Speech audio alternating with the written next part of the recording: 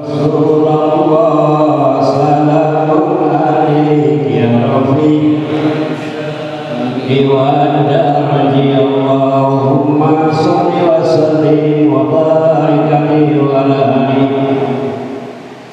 Sahihnya halaman 18 ya. Halaman 18.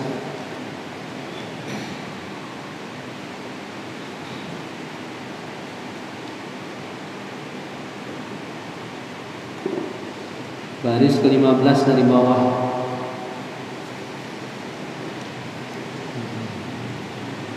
Ya, waqad khasyitu tengah gitu ya. Bismillahirrahmanirrahim. Qala radhiyallahu anhu wa qad khasyitu an takuna hadhihi al-baliyatu qad dabbat ila unasin minal mansubina ila al-ilmi was-salah. Itu wassalah ya, bukan wassaleh itu, salah cetak ya. Di situ tulisannya wassaleh, bukan wassaleh, wassalah. Lamnya yang panjang bukan shotnya ya.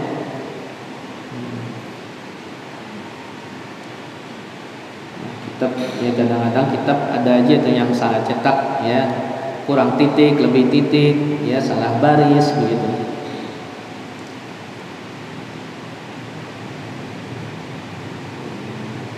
Waqad khasyitu, Allah bin Al-Haddad mengatakan, aku takut ya, khawatir antakuna hadil baliyah, takutnya bala ini ya, artinya berhujjah dengan takdir, qad dabbat ila unasin ya, telah merayap kepada sekelompok manusia minal mansubina ilal ilmi wassalah, manusia yang termasuk orang berilmu dan orang-orang soleh, fadlan an ghairihim min ammatil muslimin, apalagi dari orang-orang muslimin yang awam ya.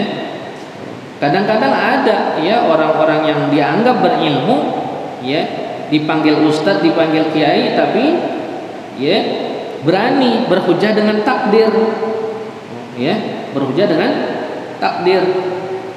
Aneh udah emang begini udah tuh ya, emang udah watakannya emang udah begini, begitu. Kadang-kadang emang udah takdir Allah begini, anda punya watak. Nah, itu nggak boleh ngomong begitu, ya. Emang nggak bisa dirubah, kan karakter watak bisa dirubah. Yang robah ya diri kita, ya, begitu. Jadi disalahin Allah jadi, ya, paham nggak tuh? Jadi dia lempar tanggung jawab sama Allah. Dia yang berbuat, ya, mesti dia yang bertanggung jawab, bukan lempar tanggung jawab sama Allah. Orang-orang yang berhujjah dengan takdir itu namanya dia lempar tanggung jawabnya kepada Allah Ta'ala ya, dia nggak bertanggung jawab berarti ya. Apa yang dia lakukan, perbuatan maksiat yang dilakukan, dia nggak bertanggung jawab ya. Jadi lempar kepada Allah Ta'ala.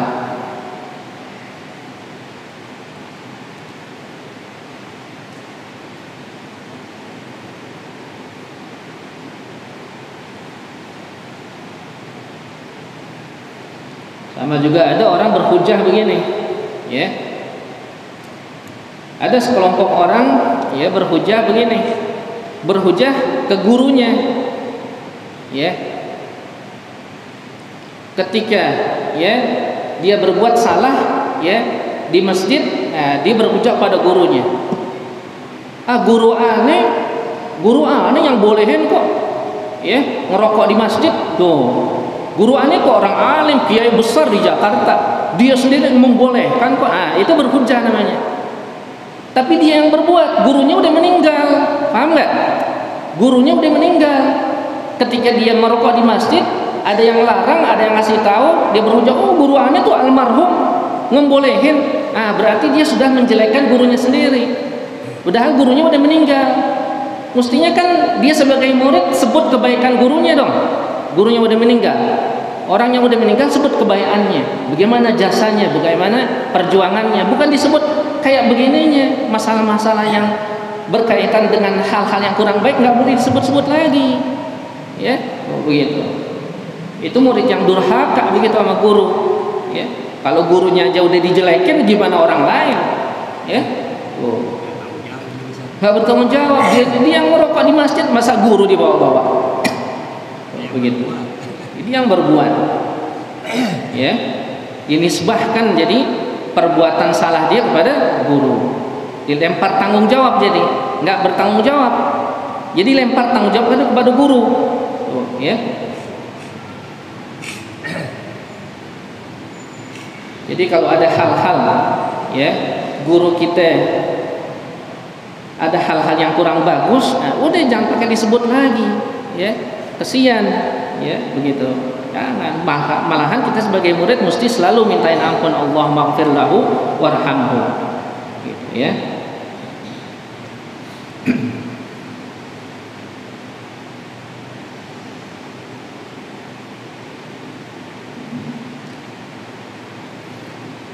Wa yakadu yadullu ala wujudi hadzal amri minhum annahu la yadhharu alaihim katsiru tawajju'in wa ta'allumin wa ta'assufin indama yasduru min ba'dihim ma la yulamu alaihi wa yuzamu bihi syar'an, ya.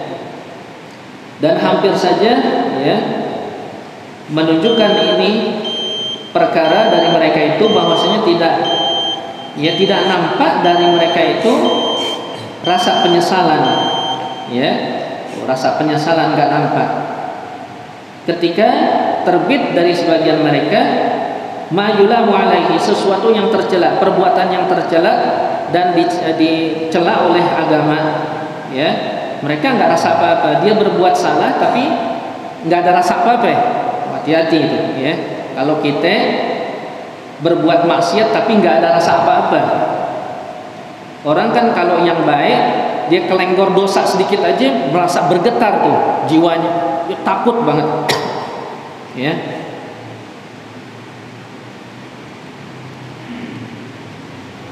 Kalau ada terpaksa dia masuk, ya, ke tempat-tempat yang kurang bagus aja karena ada urusan misalnya, ya, dia ada urusan nih, terpaksa mau nggak mau dia mesti masuk ke tempat yang kurang baik deh, ya.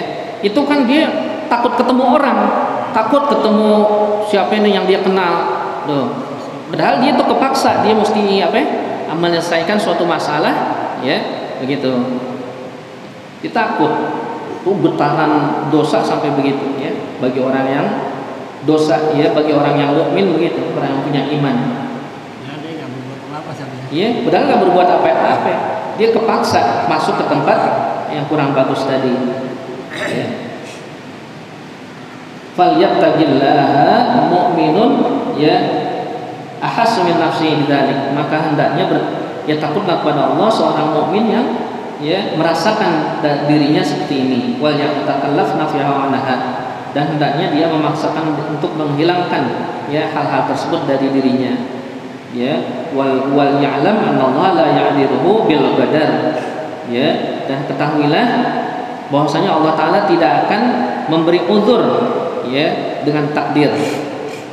Wala yaqbalu minhul ihtijaj, ya, dan Allah Ta'ala tidak akan terima hujjahnya, ya, bi madama mukhtaran, selama dia masih bisa berikhtiar, masih akalnya waras mukhtaran abadan, begitu, ya. Selama akal seseorang itu waras normal, maka tidak ada hujjah baginya, kecuali dia akalnya sudah nggak waras, orang gila, baru, ya, itu dia nggak jalanin kewajiban, dia mengerjakan larangan, itu nggak ada dosa sama dia, ya. Karena akalnya nggak ada. Makanya kalau ente nggak mau dosa, ya, ente mau ninggalin kewajiban nggak dosa, jadi orang gila nggak apa-apa, ya, bagus itu, ya. Akalnya hilang. Wallahu a'lam bishawab. Ya, kita tutup dengan kalimat tauhid. La ilaha illallah al-mawjud fi kulli zaman. La ilaha illallah al-ma'bud fi kulli makan.